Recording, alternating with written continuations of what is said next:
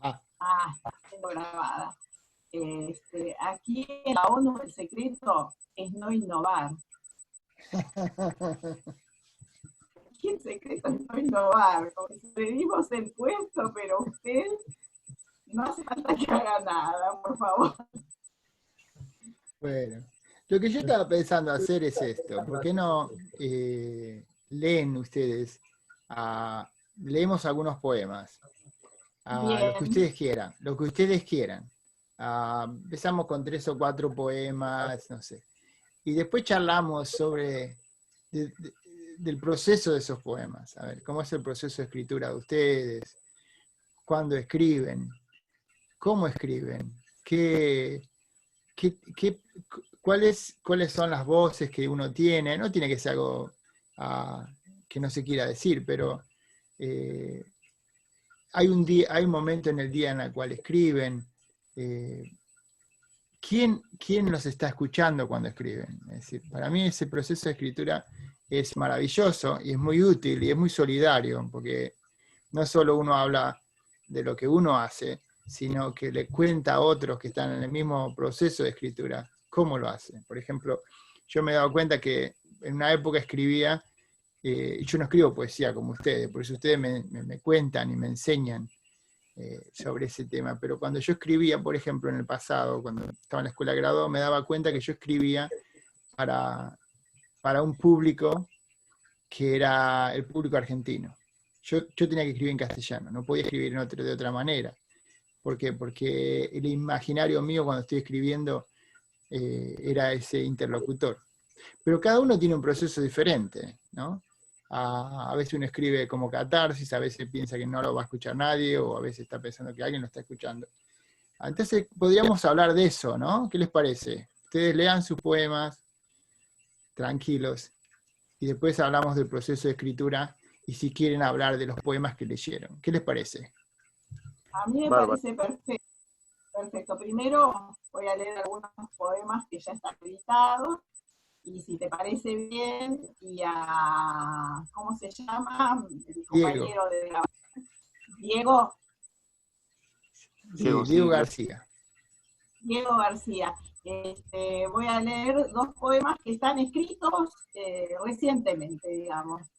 Como se llama un ciclo que hacen en Aedo, crudo y cocido. Lo que ya está cocido y lo que está para compartir algo de escritura reciente. Esa fue mi idea, ¿no? Muy bien. ¿Y vos, Diego, qué pensás? ¿Qué querés leer? Y algunos poemas con la temática de la ciudad. De 3 libros, uno que está por salir ahora y otros que están editados. Buenísimo. Somos, no sé si es una actitud feminista o no, pero ¿qué hacemos? ¿Dejamos a las damas primero? Bueno, no deberíamos si somos feministas, ¿no? Pero bueno, Gloria creo que va a apreciar que la dejemos ir primero, ¿no? ¿Te parece bien? Sí, en verdad soy una persona bastante atemporal, así que vamos a dejar sin importancia el tema de los turnos, edades, fechas, mejor así que estén mezcladas y Pero bueno, sin importancia. matemáticamente alguien tiene que empezar, así que ¿quién quiere empezar? Y si encima se entrecruza el tema del feminismo, te digo que se complica mucho. Sí, vamos a estar días. Allá por los años 70, unas amigas que a mí me parecía toda una novedad esa, le decían a los amigos poetas o escritores, no me abras la puerta, soy feminista. Está bien. A mí me parecía raro. Bueno, muy bien. Ay, mira, lo estaba mostrando en cámara, qué lástima. Tengo una antología, Otra mirada, otra distancia, reunión de poetas, que se iba a presentar en abril, muchos compañeros escritores, 25 reunidos, pero no se pudo presentar, así que voy a leer algunos poemas, si les parece bien, de esta antología, y después alguno de otro libro anterior. Este es lo último que publiqué, pero hice como una gradación desde el primer libro, que se llama El árbol truncado, son todos poemas ilustrados. Mis libros en general trabajo mucho con artistas plásticos. Siempre me gusta estar entremezclada con los artistas plásticos. Bueno, ¿empiezo entonces? Sí, sí, decí el nombre del poema, si tiene un título y arranca. Bueno, este es del Árbol Truncado, mi primer libro que data del 84, en el alegre y emocionante regreso de nuestro país a la democracia. Transparencia. La transparencia es un imán del ensueño. Arrastra en el aire vidrioso de la mañana a un saltimbanqui rodeado de títeres. Yo voy detrás de ellos. Y después, de Canciones Impunes, Ave del Paraíso, que ya es del año 2000, ilustrado por Adrián Martínez, con una editorial, La Luna Que, muy de la zona oeste, de Ricardo Rubio. Espera. Chin, pullover verde, claro, medias verde, loro, botas de gamuza negra. Me miro, sentada, aquí, en este miserable lugarcito del planeta, llena de preocupaciones burguesas, la gitana de Rousseau presagia catástrofes, dormida, inerme, luminosa. Empiezan a faltar muchas cosas esenciales. Tercer mundo, mundo, mundo. Y del mismo libro, un poema que para matizar un poco entre lo subjetivo y lo más social, un poema que se llama Sensual, del mismo libro, de Canciones Impunes. Filamentos sedosos, conductores de este comienzo gris del día, cosas en desorden, rebelión de casos y papeles que desobedecen. De este mundo adulto, tanto superfluo. Estoy sensual. Quisiera acurrucarme, atardecer en el desierto de faroles gigantes, como estrellas, texturas casi reales. Vos tendido con el perfil sobre el cielo, violeta, con flecos dorados. Y el último de esta antología, que ya es un poema actual, Lenguaje forense. ¿Cuándo fue que comenzamos a pensar en lenguaje forense? Y palabras cadavéricas poblaron las meriendas familiares. ¿Cuándo fue que fuimos pocos, menos tal vez, o perdimos la fortaleza, tuvimos que ver pasar desfiles de desposeídos, y nosotros ahí parados, de brazos caídos o sosteniendo un cartel apenas, arrojando la furia de alguna piedra, que después se dijo no, esto no ayuda. Cuando fue que tuvimos ese nudo en la garganta, tragar la cena mezclada a la comida con lágrimas, por la comida ausente, en imágenes de un mundo real. ¿Cuándo fue? ¿Cuándo ocurrió que nos vencieron en esta forma casi onírica, pesadilla de amaneceres oscuros, como de trampa vieja y oxidada? ¿O fue que en algún cruce de la historia decidimos que no es bueno morir por luchar?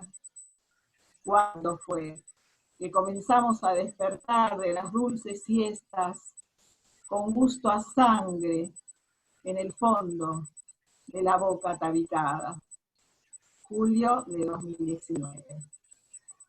Vamos a leer todos los poemas que ya, o después volvemos a leer.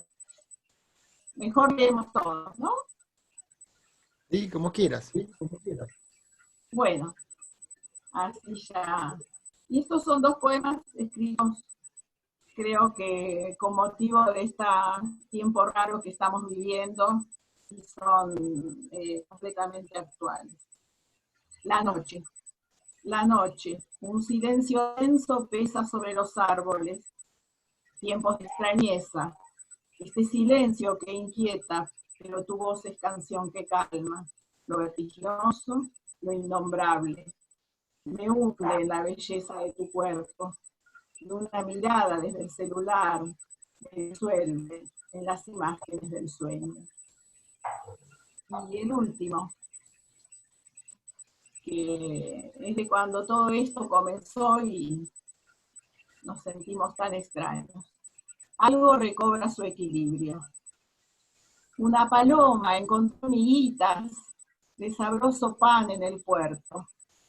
Un viajero llegó a destino y fue el abrazo. Hubo canciones en el aire. Los pueblos recorrieron las calles de la mano pidiendo lo suyo. Siempre el costo es muy alto. Fue largo el extravío. Los pasillos reencontraron a Colombina con Pierrot en su juego eterno de amor y libertad. También te extrañaba. Bueno, tenía pensado un último poema, Fabián, porque sabrás que somos poetas del conurbano, de la zona oeste, y es de un libro que se llama Partidas, y hace una referencia en el poema para ver un poco la entrada del entorno del cual vivimos dentro de la poesía. Es un poema breve, que forma parte de un entramado narrativo también. Y dice, no hay estridencias, patriotismo ni grandes revueltas, de manera que ellos estaban ahí, humildes, sencillos, escuchaban, todos quietos, algo tristes, en la pequeña plaza La Roche, en Morón. Cuando los nombré, pasó una flecha de pájaros blancos, grandes. Atardecía, me dijeron. Cuando los nombraste, pasaban pájaros blancos, que se fueron poniendo plateados. Bueno, hasta aquí. Muy bueno, Gloria, gracias. No, gracias a vos por el espacio al que me convocaste. No sé, la Plaza La Roche. Sí, sí, sí. Sabes que como yo soy de Madero, éramos más bien de mataderos, del distrito de mataderos. Entonces Morón era un poco un problema ir a Morón, porque eran los archienemigos. Pero tengo muchos amigos en Morón. Entonces, sí, recuerdo llegar con la estación y puedo imaginar un poco, aunque ha cambiado muchísimo Morón. ¿Sí? Es todo un nudo del oeste, ¿no? Claro. Sí, un poco engreída la gente de Morón le puso a la parte de la cultura el corazón del oeste.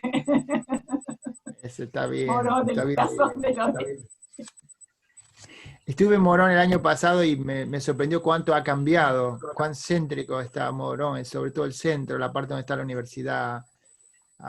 Es muy, ha crecido muchísimo Morón. Creció y lo hermosearon un poco. Era bastante tenebrosa toda esa parte. Pero digo, claro, siempre lo defino con las paradas de colectivo de toda esa parte de Morón Norte, donde se mezclaba el gasoil de los viejos colectivos con las calles angostas y los baches del asfalto. Claro. Yo hace 30 años que no, voy que no vivo en la Argentina, entonces era muy fuerte volver 30 años después, se nota claro, la diferencia. Bueno, le dejamos leer a Diego y después volvemos a los poemas y al proceso de escritura y podemos hablar más tranquilo entre los tres sobre... ¿Qué te parece? Lo escuchamos. Diego, lo que vos quieras. Bueno, yo elegí ahí unos poemas sobre la ciudad, o menos que desarrollan algún aspecto de la ciudad. Primero voy a leer uno de un libro que salió en 2018 titulado Fotografías, y que se va a reeditar dentro de poco en España. El poema se titula Fotografía número 8, Telas de araña. Un comienzo donde lo negro no solo es parte lúgubre, puede brillar y en contrapunto dejar que la historia desbarranque de su maqueta. Una ciudad en sábado regular, yendo y viniendo de sus malas invenciones. Escribo en el celular como si escribiera en el reverso de esa foto. Expuesta o no ante un espejo, digo, la captura de un rincón con goteras y música tributo pocas veces podrá restituir el pulso de una vida mejor. Sin embargo, no es, entendimos, la duración lo que hace a una gran novela. Un sujeto cruza entre rostros de Halloween y telas de araña. Pronto se pierde en sus repeticiones con todos los dulces de un acontecimiento sin epílogo. Y bueno, voy a leer dos breves también de un libro que está por salir acá en Argentina, que se titula Las calles nevadas. Va a salir por la editorial Barnacle, y los poemas no tienen título. Edificios y manos. A veces el ojo no es más que eso. A través del enrejado, el puente deja caer un tren donde el desierto ya no habita. Cada maletín con su cartel en órbita, sin reconocerlo, a punto de encontrarse en un parlante con forma de girasol. Lo real se pincha con escarbadientes. Miro toda la sustancia del blues en una foto de Fred McDowell. Campera rosa y blanco, camisa oscura, sombrero oscuro, pequeño, y puede contradecirse en la sartén del bien y el mal.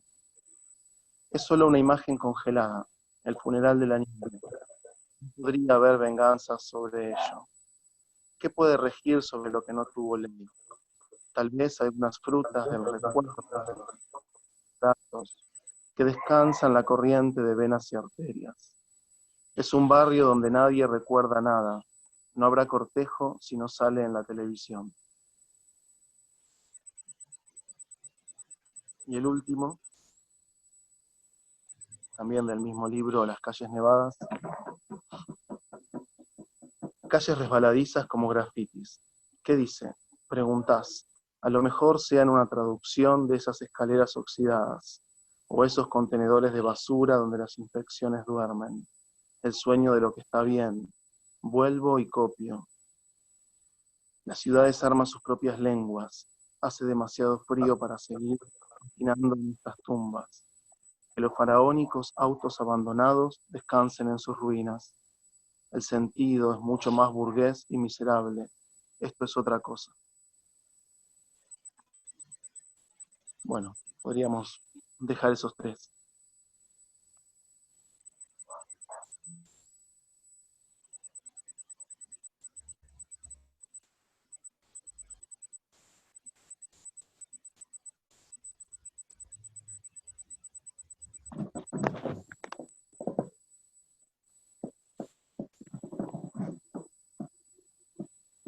¿Están, Fabián, Gloria? Yo estoy, pero te veo a vos, Diego, y te escucho perfectamente, pero a Fabián no. Sí, ¿se escucha ahora? Ah, sí, Sí, ahora sí. puede ser que yo lo tenía A ver, apagado en mi... Bueno, se me escapó a mí. Puede ser que tenía el micrófono apagado. No, lo que decía era que me... Bueno, si podías leer más si querés, o si con esos tres está bien, como ustedes quieran, como se sientan cómodos y cómodas. Pero pensaba también sobre este proceso de escritura, ¿no?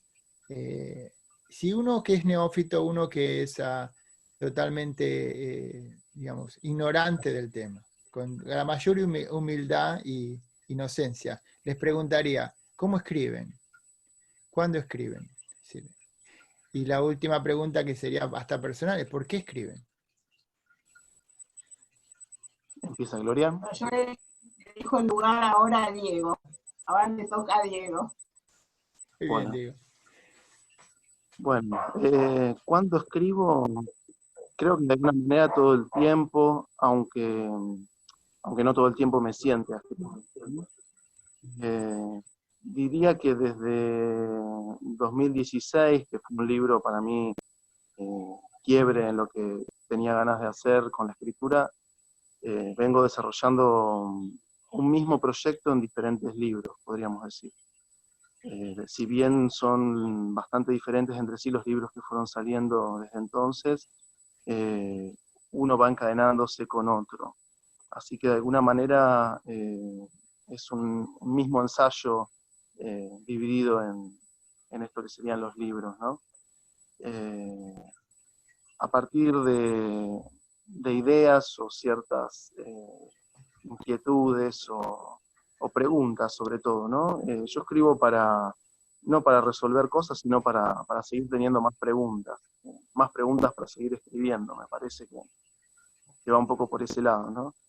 Experimentar un terreno donde a lo mejor es incierto, donde se da la incertidumbre en algún aspecto, ya sea de la experiencia o de la imagen, quizás son los temas que me interesan, y desarrollarlo a modo de ensayo, a ver hacia dónde va eso. Siempre sin resolver y bueno, de esa manera poder seguir, digamos, con el mismo proyecto o proceso de creación.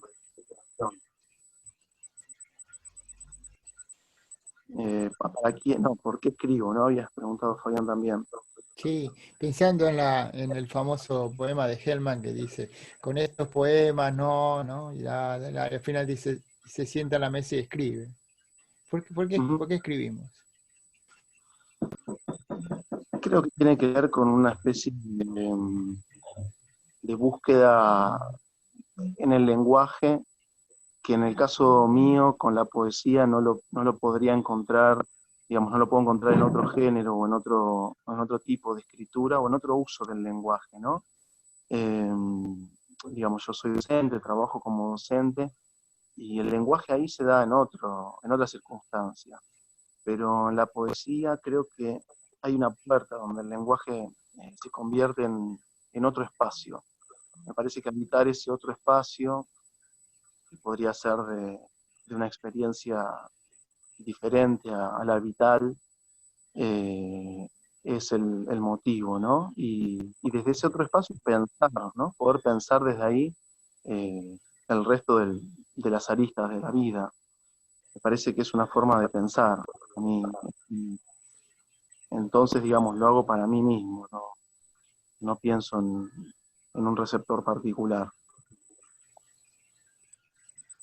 Interesante. ¿Y no estás pensando que cuando escribís, quién te está leyendo o no? ¿Sí o no?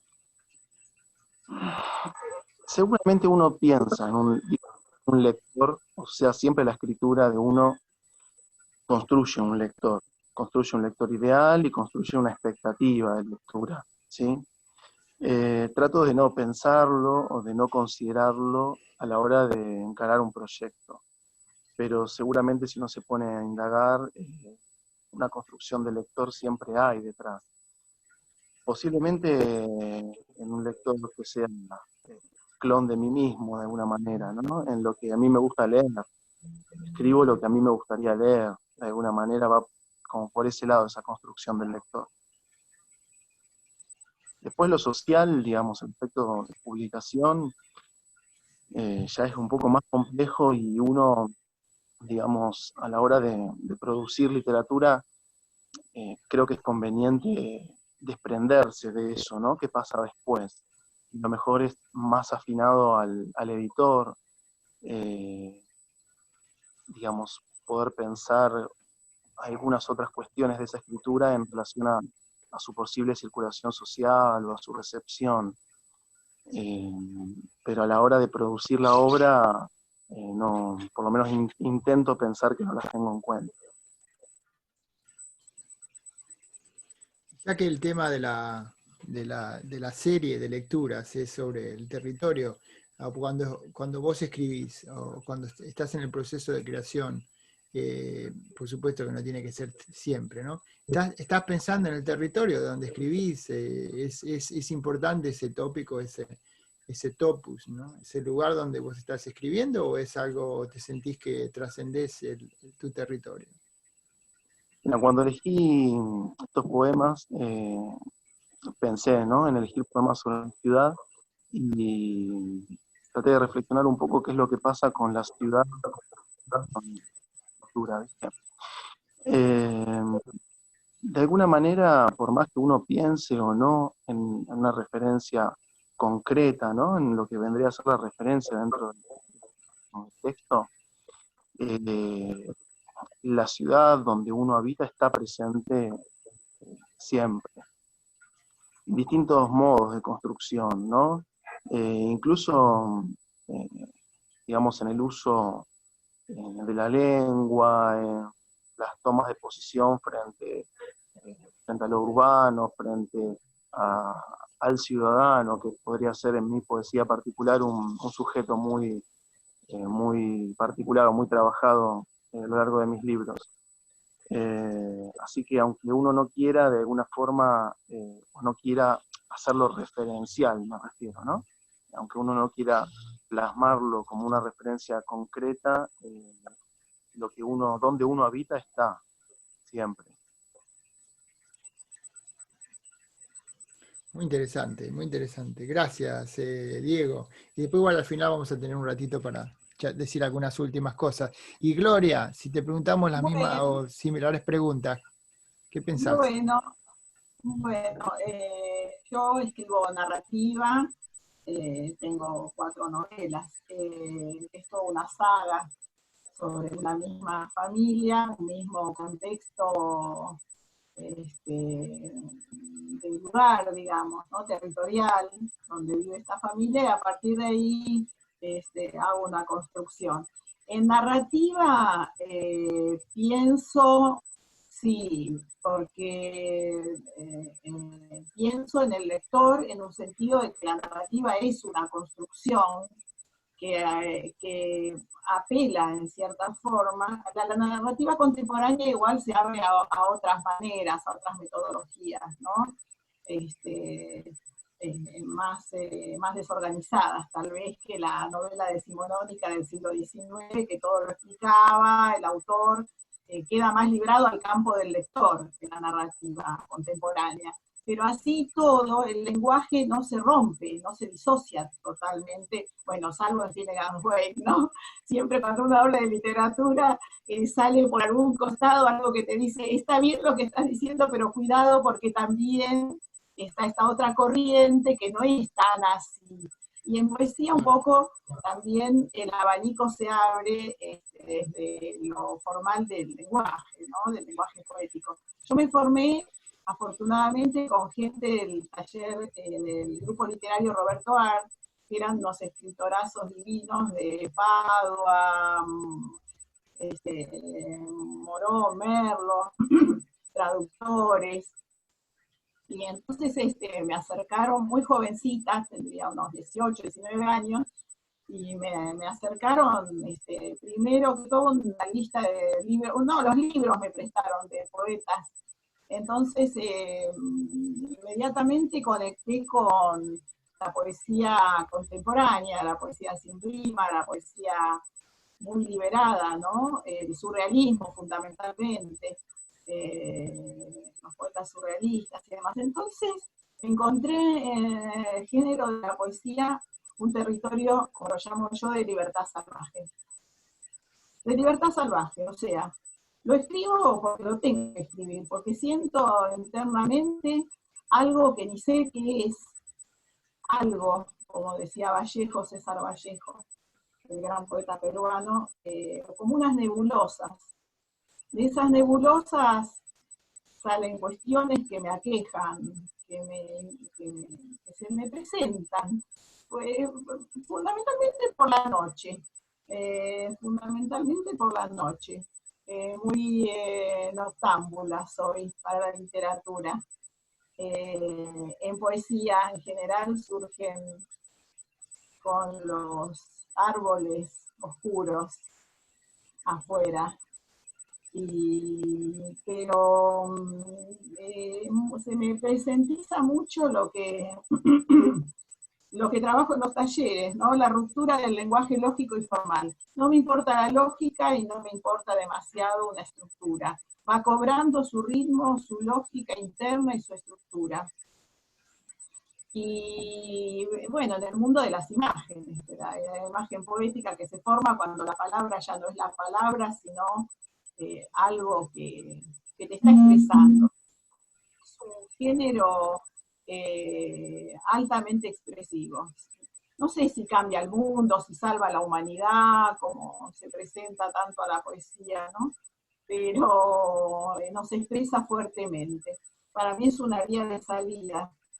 Pero lógicamente también, como un poco mencionaba Diego, va todo nuestro ser ahí, entonces toda mi escritura está transversalmente ocupada también por el entorno, por lo político, por lo que te duele, por lo que te goza.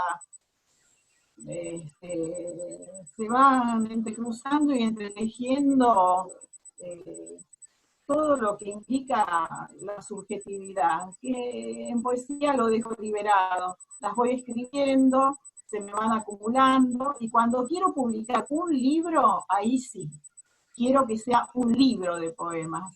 Entonces trato de hacer una sintonía y una creación y un ritmo desde el comienzo de ese libro hasta que se termina. De darle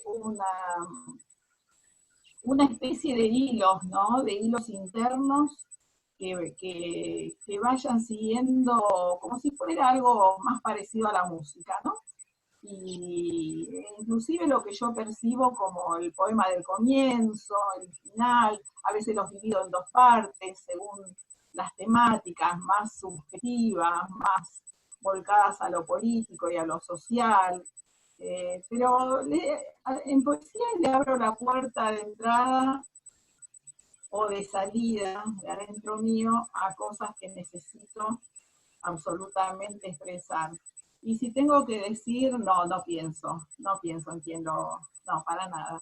Soy muy caprichosa de escribir poesía, todo está con un origen, no quiero parecer esotérica, pero la verdad es que escribo lo que se me presenta, y lo que se me presenta de una manera que yo desconozco, porque surge, porque se me presenta justamente, y entonces llegó eso que tengo que expresar, que tengo que escribir, voy al papel, al virome o a la computadora, y después le realizo algunos retoques, algunas correcciones. Creo que no tanto, porque justamente va saliendo como con su propia vida. Y después en un sentido de comunicar el poema y de que les trato de sacar las rispideces, cosas que impiden ir a esa pequeña piedrita, esa pequeña gema que es el nudo y centro que tiene cada poema, ¿no? Si hay algo que al leerlo, al volver a verlo, molesta, impide que esa imagen o ese sentido del poema, sí, en general lo saco. Sigo un poco el consejo del pintor Pedro Gaeta, un pintor argentino muy conectado con todos los poetas, una hermosura de artista, que tuvo la editorial Papeles de Buenos Aires junto con Roberto Santoro.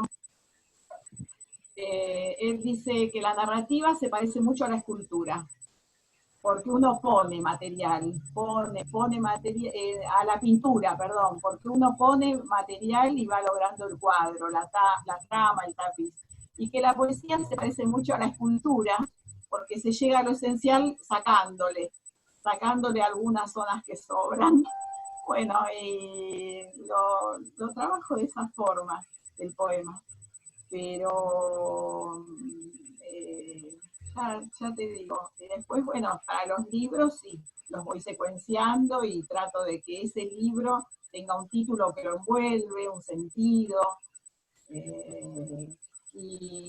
pero es muy diferente a la narrativa. Para la narrativa sí me hago un esquema previo, anoto el esquema, camino sobre andamios, le doy unas estructuras. Aunque uno de los libros, por ejemplo, Partidas, está hecho con poemas, con mails, con distintos cuerpos textuales, ¿no? Es todo un entramado. Ahí ya el poema está un poquito en función también de una trama, pero así todo el poema en realidad está escrito en otra sintonía, digamos. Bueno, eso. eso. Me alegra que hayas dicho la palabra esotérico, porque yo estaba como lo que tenía ahí guardado lo tenía ahí guardado porque, pues sabes que a mí me interesa mucho el tema. Y cuando vos hablabas, sí, hay mucho, encima cuando se te lee, hay algo, uno intuye, no sé cómo decirlo, ¿no? Que hay algo de lo místico, hay algo de lo esotérico, pero no como, a ver, la palabra esotérico significa muchas cosas, ¿no? Lo esotérico puede ser leer no sé, sobre el golem, pero también puede ser la madre cocinando en la cocina, ¿no? Es decir, esos olores que salen de la cocina, esos... Sí, Fabián, toda mi literatura está hecha en base desde una gama, desde lo más pequeño, niño, que es lo que más me gusta, lo cotidiano, una perilla de la radio de papá, que tenía un bordecito dorado y la radio era como una jaulita verde y mi hermana mayor me decía, sos un monstruo, no podés acordarte de eso, porque eras muy chiquita. Es que mi memoria, le digo yo, literaria, sobre todo está hecha de pequeñas tonterías cotidianas. Y desde ahí, desde esas cuestiones que quedan engarzadas, ¿no? En la memoria, después la gradación se va armando desde lo subjetivo y demás, hasta entramar con lo social, justamente, ¿no? Pero siempre, siempre la presencia de esto que vos decís, para mí esotérico es aquello que se presenta, ¿sí? Sí, Aquello sí, que Diego, sí. Yo creo que Diego quería decir algo. Sí, Diego. No, Sí. pienso en lo esotérico, es interesante, en la poesía de Gloria me parece que está bien trabajado, está muy, muy en relieve, ¿no? Y me gusta que vos lo tomás en un sentido amplio, eh, digamos, lo esotérico no homologado a lo metafísico en un sentido tradicional o llevado a la poesía no desde el simbolismo nada más, sino como otras perspectivas de lo esotérico, eso está muy bien. Yo uso la palabra mágico también. Sí. Yo no me pongo cualquier anillo o los rituales. Me pongo para esta ocasión, elegí una amatista dorada en el anillo que me puse y para mí es muy importante. Mi libro del que leí de Poema de la Plaza Larroche se llama Partidas de naipes y otros amuletos. Y tiene 12 horóscopos sacados de internet, pero en este sentido que le da también Fabián, ¿no? Diego, lo que decías vos justamente, esa sección, porque el personaje le responde, hace una especie de punching con el horóscopo y le responde y ahí se va construyendo la personalidad de esta mujer en 12 horóscopos sacados realmente de internet. Y entonces este entrecruzamiento entre lo mágico o lo que no podemos manejar como lábiles seres humanos que somos. Claro. Bueno, hay muchas cosas que, eso te iba a decir, la poesía para mí expresa lo que no puedo racionalizar en realidad. Si bien después tiene costados donde entra lo social y pareciera que uno hace un estudio de lo político, pero no, el material es material sutil, no, es material de otra forma, es como en los poemas donde Diego aprehende la ciudad o esas imágenes que parecen cuadros impresionistas en realidad, ¿no? De la afuera, de la calle. Entonces sí, se habla de la calle, pero no es la calle tomada desde la arquitectura. ¿Y qué es lo que envuelve el aura de Walter Benjamin, ¿no? Por suerte, en la poesía, en el ámbito del arte? Uh-huh. Esto un tanto inexplicable. Que tiene lo poético. Lo que no quiere decir que no hay poesía social. Vos nombraste a Hellman. Lo que pasa es que Hellman, de golpe, para hablar de los desaparecidos, en todo un libro que se llama Al Sur, o Hacia el Sur, usa todos diminutivos todo el tiempo. Para hablar de algo terrible, monstruoso, usa palabras chiquititas, dice huesitos, papelitos. Y yo no sé si Hellman lo pensó, lo racionalizó, es eso. La Es, poesía es interesante porque yo tuve tiempo de conocerlo a Hellman y hablar con Hellman, y a mí también Ah, eso de los pedacitos rotos, ¿no? sí, Y a Hellman, la personalidad era muy, muy, no sé cómo, no era tan, era una persona muy accesible si estabas tomándote un café con él, pero de repente cuando entrabas a la poesía, es un tema especial. Por eso cuando yo le hago preguntas a ustedes, tengo cuidado de no meterme, porque es muy personal, es decir, uno está muy expuesto, ¿no? Lo decían eso de Johnny Mitchell, ¿no? Johnny Mitchell, ella cuando cantaba se exponía mucho, entonces después se sentía muy deprimida, ¿sí? Porque se veía totalmente. Entonces, Gelma no era muy, por ejemplo, le hacías una pregunta que yo con el tiempo pienso que era un poco tonta, le pregunté cómo le había influenciado la vanguardia en su poesía, y claro, una pregunta muy tonta, ¿no? Y él, bueno, no quería entrar por ahí. Pero lo que a no, mí me fascina es que cuando, por ejemplo, se habla de ciertas poetas, y lo veo en Gloria, encima viendo no el contraste, sino el diferente estilo entre Diego y Gloria. Imagínense que yo les estoy hablando a ustedes de Diego y Gloria. Y Diego trae una tradición poética que viene de la construcción muy cuidadosa del estilo. En cambio, muchas veces noto la- como el patrón, ¿no? Que cambia, que se ve en otras poetas, especialmente mujeres, como por ejemplo Gloria, Luisa Futuransky, que hay algo del oráculo, ¿no? Es decir, como que pareciera ser que ciertas poetas se sienten mucho más cómodas en entrar en ese oráculo que vos estabas mencionando recién, Gloria. Y los hombres tenemos un poco de miedo, no sé, o lo queremos, usamos las matemáticas. No sé si me estoy equivocando en lo que digo, pero como que habría sí, ciertos estilos diferentes, ¿no? Como diferente yo no lo forma de dividiría, encararlo. Sí. perdón, yo no lo dividiría entre hombres y mujeres, sino en ámbitos poéticos. Que Mm. tanto hay poetas hombres como mujeres, y tienen mucho que ver, pienso yo, con lo que llamaríamos el estilo o el tipo de poesía. Yo huyo de algo que está muy presente en la poesía actual, me preocupa realmente bastante, que es el lugar común. Se ha retornado mucho al lugar común, cuando, bueno, mi escuela fue un poco buscar tu voz interior y buscar ese centro de oro, ese núcleo vital de tu propia poesía, que es tu estilo, tu forma, tu manera, tus manías para describirla, ¿no? Tus inmanencias, y permitirlas. Porque lo dicho ya está dicho. Entonces siempre buscar ese hallazgo de lo dicho de otra forma, o tal vez la misma temática. Las temáticas son las shakespearianas, obviamente, siempre, pero la manera del lenguaje creo que tiene mucho que ver en lo que decimos con lo poético. Si se acude a la imagen, que es la manera de esa ruptura del lenguaje donde el pan no es pan y es otras cosas, y queda muy librado, también es un peligro, porque la gente no lee mucha poesía que tiene que dejarse llevar y no interpretar desde lo racional. La poesía contemporánea, mucha gente dice, no me gusta, no la leo, no la entiendo, son jeroglíficos. ¿Por qué? Porque no la entiendo, es que no es para entenderla. Les digo yo en los talleres que va, no es para entenderla, es para recibirla, es para vivenciarla. Muchas veces se está buscando la lógica la lógica del lenguaje de la comunicación. Y bueno, la línea que yo sigo no es en poesía la del lenguaje de la comunicación.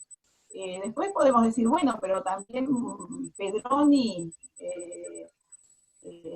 tiene una poesía sencilla, sencillista, Tejada Gómez, Olima Quintana, y son poesía social. Por eso el arco es muy abarcativo. A mí me gusta mucho Diana Velesi en la actualidad, por ejemplo, y todos los poetas que estuvieron activos en su obra en los años 50, Poesía Buenos Aires, Edgar Bailey, Francisco Madariaga, el surrealista correntino, le decían, porque tomaba el entorno selvático, el rehén de la colina, las arañas calientes del estero y todo esto.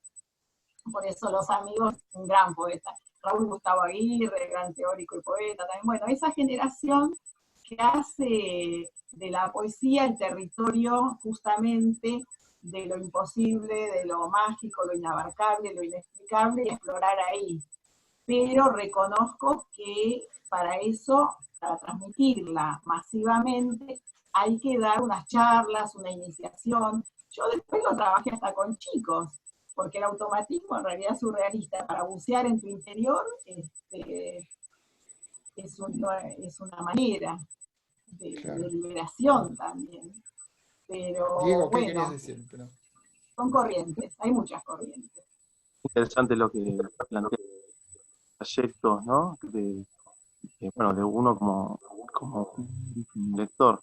Pensaba, creo que son configuraciones del lector. Nosotros antes de escribir somos lectores y tenemos una configuración de lector, cada uno. Me parece que ahí se juega más bien qué vamos a pretender después o cómo vamos a concebir la producción de texto. No, más que hablar de influencias o de escuelas o de grupos generacionales o incluso de género, me parece que no tiene que ver con eso. Apelaría a esta idea de configuración del lector, qué trayecto ha hecho cada uno y cómo ha recibido esas lecturas, cómo ha procesado esas lecturas para construir después una poética o una voz, como dice Gloria, ¿no? Creo que va por ahí más allá de toda etiqueta posible. Yo les insistía con eso del género, porque es como si uno va a un mercado, ¿no? Y ve gente, y ve que todo el mundo, por ejemplo, todos los italianos van para un lado a comprar los fagioli, ¿no? Y los otros van a comprar, y así, y le dice, y el niño pregunta, mamá, ¿por qué van todos los italianos para ahí? El papá, y el otro le dice, bueno, es porque ellos por casualidad les gusta, no, acá no pasa nada, es decir, somos todos iguales. Pero cuando uno empieza a ver tantos patrones, por supuesto que hay muchos poetas metafísicos y experimentales, intuitivos, hombres, pero pareciera verse más claramente ese estilo en poetas mujeres. Por ejemplo, me sale inmediatamente, bueno, Gloria, Luisa, de los que conocemos nosotros, que no quiere decir con eso que no tenga una escritura muy meticulosa y muy cuidada, es decir, ¿no? Con el estilo, porque he tenido la oportunidad de estar cerca de poetas que conozco y ver el proceso, sino que hay hay algo que a veces a los hombres no se le permite, es decir, por el tipo de entrenamiento que tenemos de chiquito, porque evidentemente en esta sociedad estamos entrenados por género, eso no queda duda. De chiquito te dicen, tomá, acá tenés una pelota, vos tenés una muñeca. O si venís de la academia, ¿no? En la academia, por lo menos yo vengo de la academia, entonces como que no se te permite decir ciertas cosas, no te lo reciben muy bien. Si vos empezás a hablar emocionalmente a los gritos en una conferencia, como que tu chair te mira y te dice, me parece que no fue una buena idea lo que hiciste. En cambio, de seguir de una forma muy... Y lo que yo noto, a ver, quizás es una subidea mía, es que inclusive con Hellman y Cummings hay una escritura muy... hasta no carente, pero en un estilo, como en un tono, como si vos escucharas a Chopin y escucharas a Wagner. Son cosas muy diferentes. Que se permite mucho en esta escritura, especialmente con mujeres, de este tipo de escritura intuitiva, como diría Vallejo, que también tiene, Vallejo es su nombre, pero dice, quiero decir algo y me sale espuma. ¿Sí? Es como que quieren ir a hablar de algo que es innombrable, que las palabras no nos alcanzan, como que están hablando de un espacio no ominoso, pero intuitivo, los olores de en la cocina de la madre, ¿no? Con la velita al lado y haciendo esto con la vela, ¿no? En cambio, se ve más claramente en poetas hombres de ir a otros temas. Por eso es que les preguntaba eso, y no sé si puede ser que esté equivocado, pero lo notaba muy No, claramente.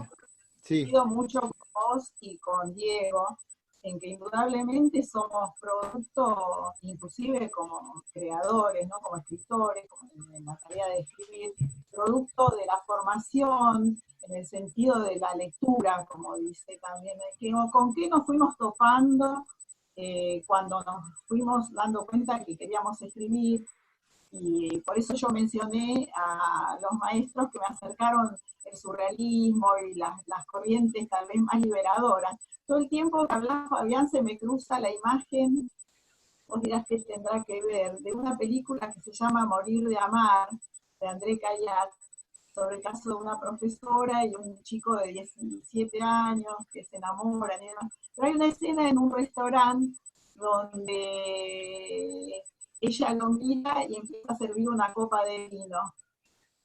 Y él la mira porque sigue sirviendo y el vino se empieza a derramar en el mantel. Y va haciendo una mancha preciosa, toda como color borradino. A veces ese desborde al que vos te referís puede ser que tenga, que seamos más permisivas, tal vez, no sé, algunas personas, o si querés llamarle mujeres, es complejo, ¿no? Saber ese concepto de persona y la mujer-hombre. Sobre todo en este tiempo se complejiza muchísimo más eso. Pero bueno, sí, en eso que vos decís de la afuera, que condiciona la subjetividad, y que fue en la educación o en las lecturas, como también dice Diego, ¿no? Las cosas que nos acercaron siempre a las chicas son unas, los permisos, de alguna manera la matriz que se forma, que te estás refiriendo vos, con esas posibilidades de apertura de las compuertas o no. Por eso yo digo que para mí la poesía es un territorio de libertad salvaje. Yo ahí le doy salida libre a aquello que yo quiero volcar sobre mi poesía.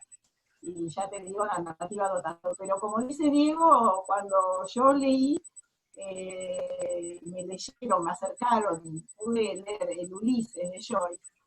No, mi narrativa fue otra.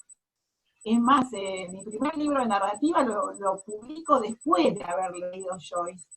Y digo, claro, yo, porque me da todas las posibilidades, los permisos de hacer un monólogo interno, de cambiar de tiempos, de cambiar de personajes, que es donde yo estoy cómoda. También depende mucho donde uno está cómodo para armar su producción, pero coincido muchísimo con lo que dice Diego de a qué lecturas nos acercamos, porque eso también conforma una matriz de alguna manera, ¿no? Cuando yo digo configuración del lector, no me refiero solo a qué libros, sino a cómo leemos, qué entendemos, digamos, por la idea de leer, y de alguna manera cómo pensamos esa relación entre las lecturas y lo que nosotros hacemos, ¿no? Me parece que hay una cuestión ahí que es interesante, por más que dos autores transiten las mismas lecturas, no van a producir una obra igual en ningún caso posible. Hay una cuestión de qué hacemos o qué absorbemos en esas lecturas y cómo pensamos la literatura después, en esa instancia del después, que es la instancia de pensar, y también la instancia de escribir, si uno pretende producir, ¿no? Y bueno, ahí se configura algo particular, corrientes distintas de concebir qué es escribir, qué es leer, qué es un texto, qué es un poema. muy complejo el tema, sí, sí. Y pareciera ser que todo ronda en lo que se nos permite y no se nos permite. A mí me interesa mucho el tema de los hombres por eso, porque a veces, claro que vivimos en un patriarcado, eso no queda duda, ¿no? Ya lo tenemos muy claro, pero digo, los hombres tienen también, viven inmersos en un problema que también le afecta a ellos. El patriarcado no es, por supuesto que afecta más directamente a las mujeres, pero afecta a los hombres también, como que no se le permite ciertas cosas, ¿no? se va a estudiar con el tiempo. Pero para ir terminando, porque uno no puede empezar mejor un día que esto, ¿no? Para mí, yo personalmente estoy muy contento de haberle hablado a ustedes dos, porque qué mejor empezar un día así. Yo debería dedicarme a esto, no a corregir gramática y sintaxis, debería dedicarme a comenzar el día entrevistando gente así. Es, si en el futuro pasan muchos años, pasan 200 años, pasan 300 años, y alguien los va a leer, y lo vale. ¿Qué quisieran de ustedes de ese lector? Si ustedes tendrían la libertad y el poder absoluto del universo para... ¿Qué esperarían de ese lector? Lector de nuestra obra, de lo que nosotros Sí, claro, dejamos por para, supuesto, de tu gloria, de tu trabajo. ¿Qué para esperarías de no ese morir. lector? Y yo quisiera que quede mi última mi novela que publiqué, Cambio de lugar, porque me parece que hace una, no sé, creo que intenté mi Eva Bovary de Flaubert, que para mí es el mejor libro de historia y de historia sentimental, ¿no? Una exploración de muchos años. Y me gustaría que ese libro quedara como testimonio. Y los poemas sí, por supuesto, porque la respuesta a sí mismo de la gente como lectora me conmueve mucho cuando, en lo que recién se refería Diego, ¿no? De aquello que percute dentro de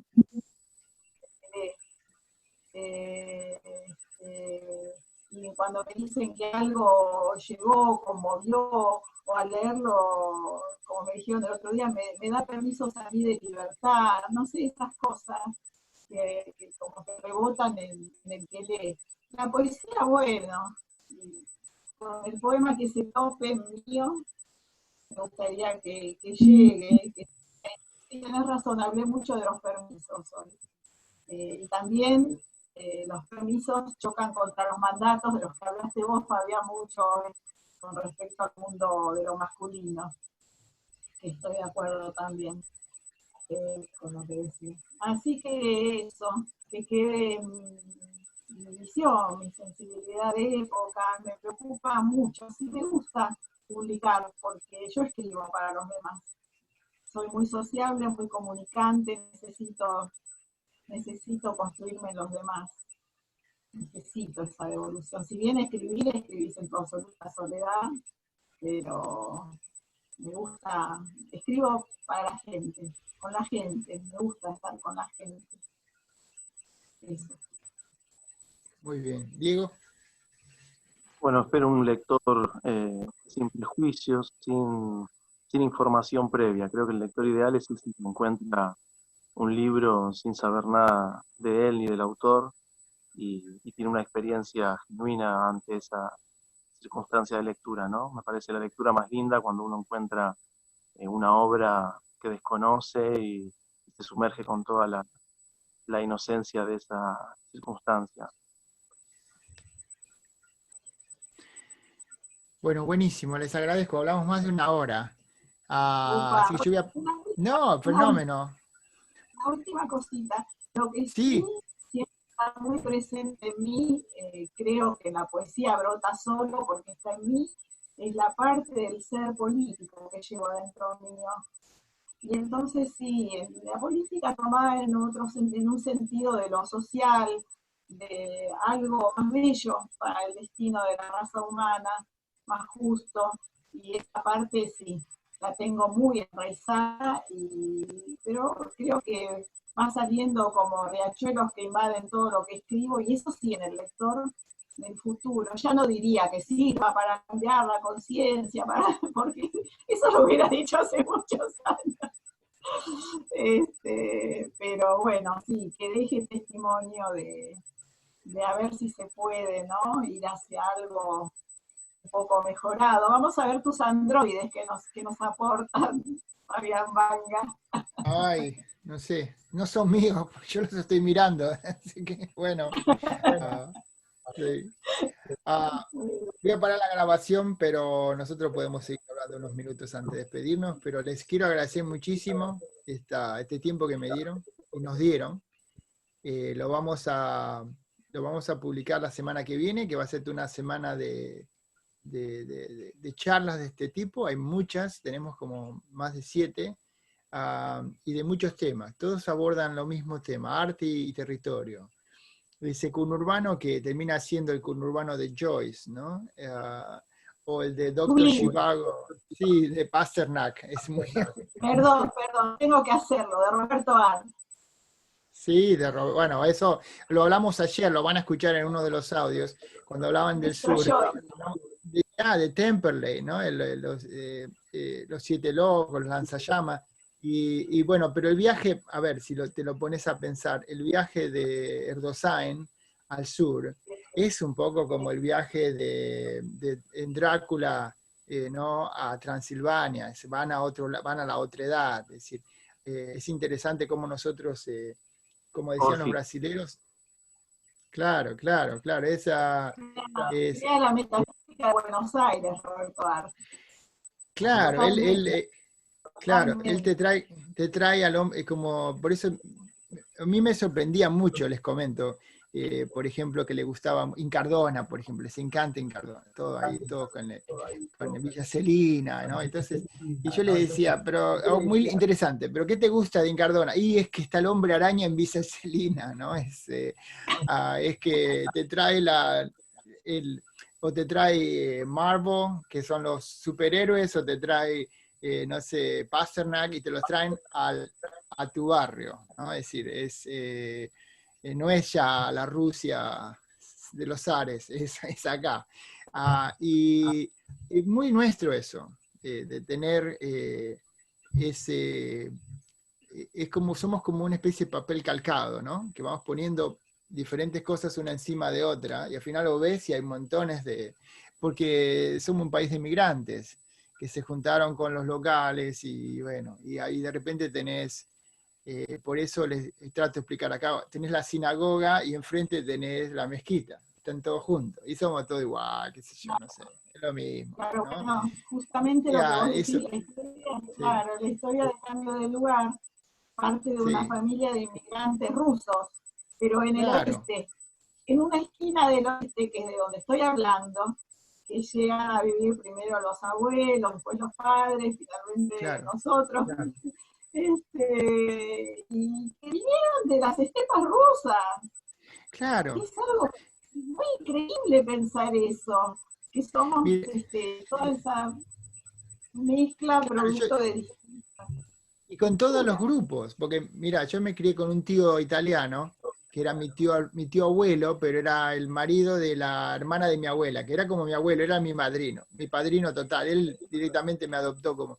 Y él venía de Molise, en Italia. Entonces yo, en el fondo de la casa de él tenía gallina, vamos a buscar los caracoles, lo comemos con salsa. Entonces yo pensé, yo nací en Molise, no nací pero nací en Molise, en Villa Madero, ¿te das cuenta? En el fondo de la casa de él, con el brócoli. Claro, entonces yo entiendo perfectamente lo que usted dice, es como es muy nuestro eso. Eso, cuando te vas de la Argentina. Lástima que no me ves en la pantalla porque te mostraría el samovar del siglo XIX de mi abuela Fanny. Podés mandar fotos si querés, y cuando terminamos lo vamos a poner las fotos. Perdón, Diego, te escucho. No lo quise decir para no interrumpirla. Yo la veo. Creo que yo los veo. Se me perdió el sonido de Diego. ¿Estamos? Sí, ahora te escuchamos. Veo los dos, que lo que pasa es que no quise interrumpir para avisarme, pero los veo los dos en la pantalla. Sí, yo también lo veo los tres, bueno, nos vemos los tres. No, yo no voy a ir a uno, pero acá dice compartir pantalla, lo voy a apretar, No te preocupes. Yo igual al final, cuando esto se grabe, se va a ver solamente la persona que está hablando. Ahora nosotros nos vemos los tres, pero cuando salga la grabación, que vamos a poner pública, inclusive esta charla que tenemos ahora, se van a ir viendo la imagen del que está hablando. Ok. En mi caso se va a ver mi imagen quieta. Sí. ¿Qué decías, Diego? Perdón, que no te escuchamos la última parte. No. Quieta, la veo, durante la charla la vi, ahora apretó algo y salió, pero la veía en video a ella. Sí, sí, ahora apretó. Ella lo que pasa es que, a ver si yo la puedo desde aquí. Ahí te va a pedir a Gloria que compartas tu imagen. Ahí lo cliqué. Muy bien, ahí te vemos. Ahí tarde un segundito. No, lo que yo les decía, que si tienen alguna imagen que no pudieron mostrar y les interesa mostrar, sáquenle una foto, mándenmela. ¿Ves? Ahí te vemos, Gloria. Se te ve fantástica. Se te ve perfecto. Si tienen fotos Bueno, o cosas que quieren mostrar, sí, me manden una muevo, foto. Sí, te mueves, te vas por un lado para el otro. pero Digo, en la conferencia no me movía. y viste lo que son los androides, ellos deciden. Ellos. Ese es, mirá mi anillo, Fabián, ¿ves? No, No se ve ese es la. mi, No se- ese es mi signo. Todo me es muy dificultoso. Pero no te preocupes, sacame una foto y mandámela. Sacá la foto del anillo y mandarla. Y después la ponemos abajo de la presentación para que se vea el anillo de Gloria. Perdón, Diego, que vos querías decir algo para cerrar y te interrumpíamos. Vamos a dejarlo a Diego que hable, pobre. No, no, no. Nomás estaba diciendo eso, que la veía a Gloria moverse, no, no. Que no veía una imagen Ah, congelada Sí. durante. Es que- todo el tiempo no. Sí, por sí. eso hay una buena metáfora del Internet que es una autopista. En la autopista, si hay muchos autos, de repente va todo muy lento. Si hay uno solo, va muy rápido. Somos tres, es muy lejos. Quizás en este momento tu conexión está un poco más baja, sube, baja. Tu vecino está viendo Netflix y justo se cayó. Cosas, es impredecible. Así que no se preocupen porque se ve perfecto. Sí. Vos sabés, pero claro, Diego dice que durante toda la conferencia él me veía el video. Bueno, se va a ver entonces. Cuando vemos la grabación lo vamos a ver. Yo que hacía muecas pensando que no me veían. Se te vio perfecto desde acá. Después lo vamos a ver. Eh, eh, Eh, para mí es un poco dificultosa la parte de la tecnología, que para vos te movés como un pez en el agua, por lo que tengo visto y leído tuyo. La tecnología, Pero contaba la vez pasada, no sé en qué leí o que compartiste, todo tu primer tiempo ya desde muy chico con el tema de la tecnología. es un tema, yo no los quiero, hoy son ustedes los que estamos hablando, ¿no? Pero Pero eso ya está fuera de la grabación, no, ¿no? no, está en la grabación, ¿cómo va a estar afuera? No. Vamos a parar la grabación si querés, ¿ok? Pensé que ya habíamos terminado. No importa, va a quedar precioso porque tu intervención fue fabulosa. Les agradezco muchísimo la charla que hemos tenido. A vos, Fabián. No, Estoy seguro que les va a gustar. yo te quiero agradecer mucho a vos, a Diego, que escuchó y lo escuché muy atentamente. También es una manera de intercambio que se da poco actualmente, hablar sobre estos temas entre escritores. Tal vez se comparte mucho lo que se escribe, pero me encantó cómo fuiste al trasfondo, eso que la cocina, ya que la nombraste al comienzo, de lo que es esta cosa de la escritura y la literatura. Gracias, Fabián, y todo lo que sea volar hacia otros territorios, me gusta mucho. Muchas gracias. Yo agradezco. Yo Y también te gracias, agradezco. Diego, a vos. Abrazo para Sí. los tres.